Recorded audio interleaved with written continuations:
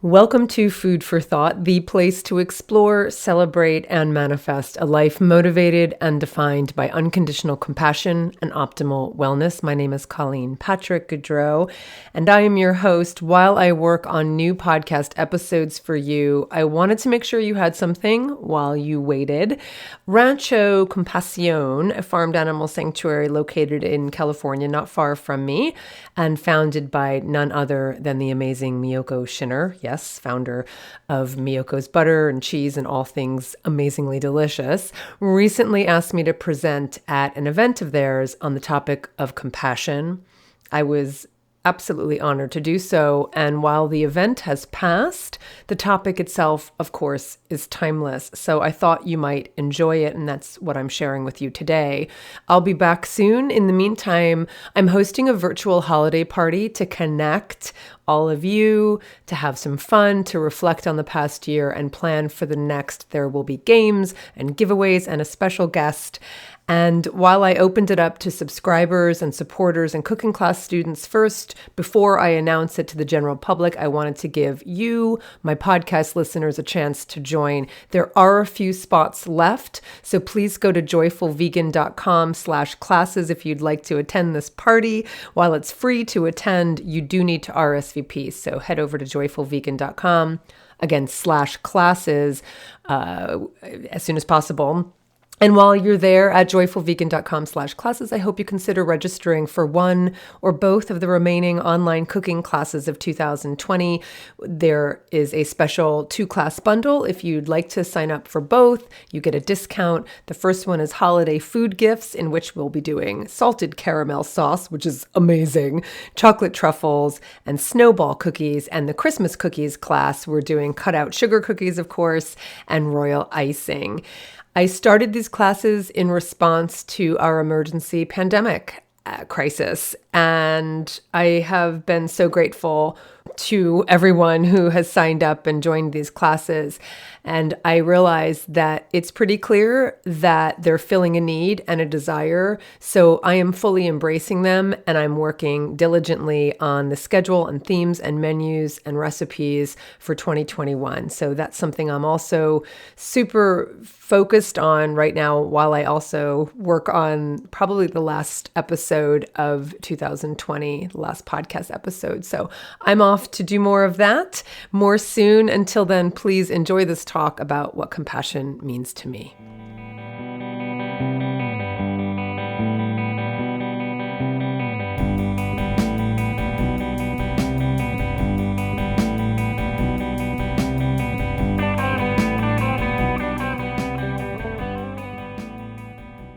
I am so sad we can't be together in person, but at least we have the opportunity to be together, to communicate with one another and engage with one another and connect here virtually. At least there's a silver lining in all of this.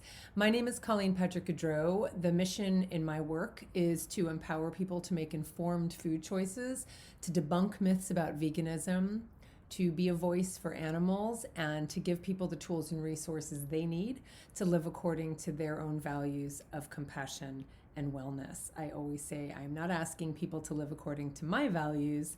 I'm urging people to live according to their own values. And I've been doing this work and guiding people to manifest their own values of compassion and wellness for 20 some years now. I grew up eating everything that walked or swam or flew. I ate all kinds of animals, anything that came off of or out of an animal, because I didn't know. I had no idea. And when I found out, it still took time. I still had a process like most people have. I stopped eating aquatic animals, then land animals, then anything that came out of an animal. And it was a process for me, and it was a journey like it is for so many of us. The point I want to make is when I became vegan, and I talk about this in my book, The Joyful Vegan, my newest book about how to stay vegan in a world that wants you to eat meat, dairy, and eggs, but not just stay vegan, how to just navigate a world where in every way you're getting messages that counteract the way we live and think and the lens through which we see the world. And so for me, becoming vegan, and I talk about that phrase, I think it's an interesting phrase because the question is, what do we become when we become vegan? And for me, I didn't become anything new. I didn't become anything different. For me, becoming vegan was really me manifesting the compassion that was already inside of me. Prior to becoming vegan, there were blocks that stopped me from fully manifesting it because before I was vegan, I was compassionate. But the truth is, I wasn't living in my full compassion. I wasn't fully manifesting my compassion. It was blocked. It was conditional. So for me, when I guide people through, again, manifesting their own values, it's really about helping them see where they're blocked, where their blinders are, and to help them through the change, because change is hard. I am not someone who says going vegan is easy. Being vegan is effortless, but going vegan can be really difficult for people because we live in a world that values convenience over compassion. And so for me as an advocate for animals and as someone who sees veganism as a means to an end, and I really want to emphasize that I'm not someone who sees veganism as the end all be all. I don't see veganism as the badge to wear and the goal to reach. I see compassion and unconditional compassion as the goal to reach, and veganism is a way to get there. Veganism is the means to the end. The end is compassion. In this advocacy, and as I do this work, I am very clear and I work really hard at remembering that I too once ate animals, that I too was once willfully blind, that I too once had blinders on, that I too once cared about animals but ate animals. And I just really try and remember that because I'm no different than anybody who is continuing now to eat animals, because I do believe that most people care, and I do believe that most people are compassionate. I don't believe that people wake up in the morning wanting to commit as much cruelty and violence as possible. But I do believe that people don't wake up in the morning wanting to create as much compassion as possible. And I think therein lies the challenge, and therein lies the opportunity. And that's what I focus on in my work. Compassion has always been the foundation of my work. It's why I'm vegan. It drives everything I say and do. And so what I'd love to talk about a little bit here today, and I was invited to do so, is about compassion, because I think there's a lot of misconceptions about what it means to be compassionate. For those of us who become vegan, for the animals, that's, caring about animals is easy in the sense that they're just amazing and innocent, and they don't push back and they don't challenge us in ways that we challenge each other as fellow human animals. Non-human animals, that's lovely, that's easy, that feels good, that right, feels amazing to go to places like Rancho Compasion and interact with the animals and just let our guard down and love and be loved. Like that's kind of awesome and easy. The challenge is, how do we do that with those who challenge us? How do we do that with those we think don't deserve it? How do we demonstrate compassion for those who are not compassionate? And I think that, unfortunately, compassion is often misunderstood, misrepresented, mischaracterized. I think there's a notion that if you are compassionate to someone who is unethical or unjust, or someone who acts immorally or even violently, that if you have compassion for them, the implication is that you condone that behavior. And nothing could be further from the truth. The truth is, compassion doesn't condone bad behavior, it helps transcend it. And I think this is so key, because I think so many of us walk around thinking that if we're compassionate to people who do bad or violent or inappropriate things, that we're condoning bad or violent or inappropriate behavior. And since we don't condone that, what would logically follow is that we'd have to withhold compassion to demonstrate that we don't condone bad or inappropriate or violent behavior, right? So we consciously set out, we consciously say, I'm not going to have compassion for that person because that behavior they have participated in or something they've said has been inappropriate or rude or violent or offensive, and so I'm going to withhold compassion for them because they don't deserve it. And we say it about whole categories of people, not just individuals who say certain things or do certain things. We might say, I'm not going to have compassion for, name it, slaughterhouse workers, CEOs of meat companies, animal farmers, animal abusers, hunters, people who test on animals, people who eat animals, I don't know, conservatives, liberals, people who are religious, people who are not religious, name a category. And we say, because I don't agree with them and I don't think what they do and believe is right, I am going to withhold compassion from them. And so we treat compassion as this, like it's a prize to be bestowed upon those who deserve it, and we withhold it from those who we think don't deserve it. And then we wonder why there isn't more compassion in this world. Compassion is a gift to be bestowed. It's not a prize to be awarded, and it's not something to be withheld. Where there's an absence or lack of compassion, that means there's a need for more compassion, not less. Where there is a lack, it means it needs to be filled. It doesn't matter who fills it. It just means it needs to be filled. Where there is a lack, we need more compassion. So, I try to practice this in my life. I certainly fail most of the times. I had an experience many years ago, and some of you who know my work have heard this story. And it was an opportunity for me, this experience, to basically put into practice what, to actually test this theory of what this looks like to actually manifest compassion in a situation that's really difficult, and to manifest compassion toward people who I felt most amount of resistance to. And so I don't tell this story, and if you've heard it before, I don't tell it because it's an amazing story. I tell it because it distills for me what it looks like to demonstrate compassion when there is little of it. And so the story I tell, and I'll keep it very brief. I was at Farm Sanctuary. Many of you know Farm Sanctuary. Farm Sanctuary used to be in Orland, California, not far from where I live. Or from where Miyoko is in Nicosia. So it was up in Orland, a couple hours, 2-3 hours from here.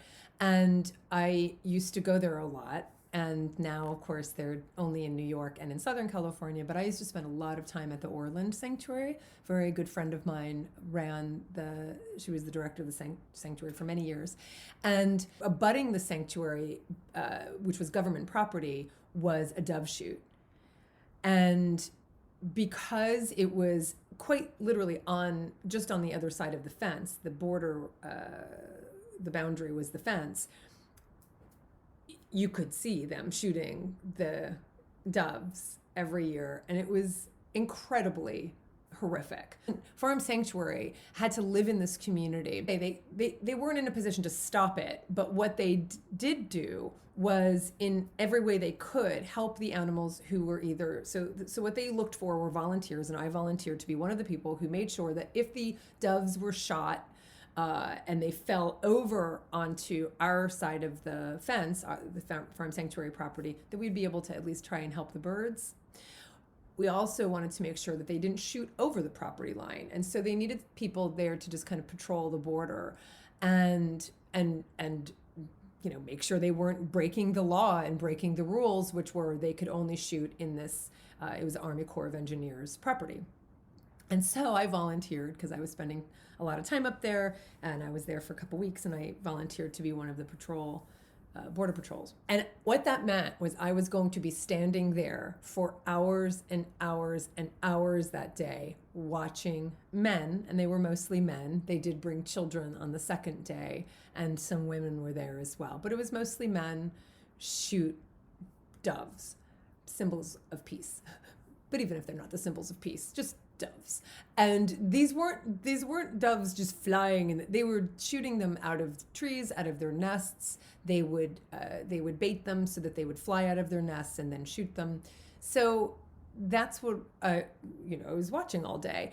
And I made a decision very early on, because I was like, how am I going to get through this? How am I going to do this? How am I going to manage this? This is just absolutely abhorrent to me. It was absolutely anathema to me. The people who were doing this, in my eyes, were just absolute monsters. Like, how could they just do this? How could they just shoot these birds? And to watch it all day and watch birds fall and watch them shoot and watch them laugh and watch them have fun doing this, I had to make a decision about how I was going to handle this. And since I knew I was representing Farm Sanctuary, first of all, and I knew I couldn't stop it, I also perceived there being a lack of compassion in that field that day. That to me, there were acts of violence happening. And so what was lacking was compassion. What was lacking was connection. What was lacking was kindness. What was lacking was seeing these birds and having empathy for them. So compassion, connection, empathy, that was all lacking. And what I decided very early on that morning, it was very early when we started, was that I wasn't going to contribute to there being less connection and compassion and empathy, that what needed to fill that field that day was more compassion and empathy and connection. And so I decided that that's what I would be in, that I would be in that state of compassion and empathy and connection. So what did that look like? That meant how I looked at them, what I thought about them, how I stood, what I said, if I said anything at all. And it was everything from how I stood. So I wanted to stand there like this and make it very clear that what I thought they were doing was abhorrent. And I wanted them to know that I thought this was disgusting. Well, you know what? They knew. Like, it was clear we were on one side of the fence and they were on the other. And I felt that if I stood there like this all day, that I would feel this. I mean, you can see even in your body language when you're like this, I'm stressed, I'm scrunched up, I'm tense, I'm angry, and I'm holding all of this, right, tight, right? Anger. And so I'm feeling it. And I was like, I don't want to feel this all day. I don't want to just be in this position all day. So I made the decision to quite literally stand with my arms at my side and look at the difference. I mean, even if I'm still upset, the difference if someone's looking at me is I'm open, I'm vulnerable. And that's one of the decisions I made. I also made the decision to keep my face soft and to just bear witness and to be there to bear witness, and to be that compassion that was missing in that field that day. And I also made the decision in my head and how I thought about the men and the people in that field that I needed to change the way I was thinking, because if I was thinking that they were horrible people, that was going to manifest itself in my thinking and then, of course, in my behavior. And that doesn't feel very good. And so I just, created some mantra that day, and it was something like, may there be compassion in my heart, may compassion fill my heart, may compassion fill their hearts, and may compassion fill this field. I don't know, something like that, right? Like, may there be compassion where there is none right now. May there be compassion in my mind, in my heart, in their hearts, in their minds, in this field. And just said it over and over and over and over again. And just stood there and watched and would cry and just stood there breathing and saying that over and over again. And as the day went on, I could feel in my own self this overwhelming sense of love and compassion for the birds, for these men, for myself, for this space. And I could feel it in the entire space. I could feel it shifting. And it also meant that the interaction I had with them was felt by them. And they could see, even from across the field, that I wasn't standing there like this. And so there were some playful interactions. And I made a joke about, they're like, hey, give me some coffee. And I was like, I'll make you breakfast if you stop shooting, and they laughed and they were like, oh, good point. Haha, touche. They were right. So it was really clear I didn't want them to be there, but I wasn't saying, F you, get out of it. And so that was basically what happened throughout the course of the day. And I could feel it shifting, and I could feel the presence of compassion outside of me in the field that day. And the little interactions I was having and just kind of the things I was seeing, it was really powerful. It was really, really powerful. At one point, toward the end of the day, one of the shooters, they don't deserve to be called hunters, there was no hunting, it was just shooting, sat by the fence that was closest to me. He was a few feet from me, he was a couple yards, and he was with his dog. And I love dogs. And so I'm standing right there. This is where I was standing, and he had come over because the sun was shifting and things were changing. This was several hours in now. And I knelt down to pet his dog, and he saw, and he looked over at me, and I nodded, and he nodded, and I was petting his dog and just kind of just staying in that space. And he said, I bet this is just crazy to you. And I said, I just don't get it. I just don't understand. And he was quiet, and I just kept petting his dog, and then he shifted and we moved, and it was so powerful. Now, do I think that by the end of the day, he thought what he was doing was wrong, and that he went home and he put down his gun and he never picked up a gun again and never shot another animal? No, I would never, ever be so arrogant as to think that. But I know there was a shift that day.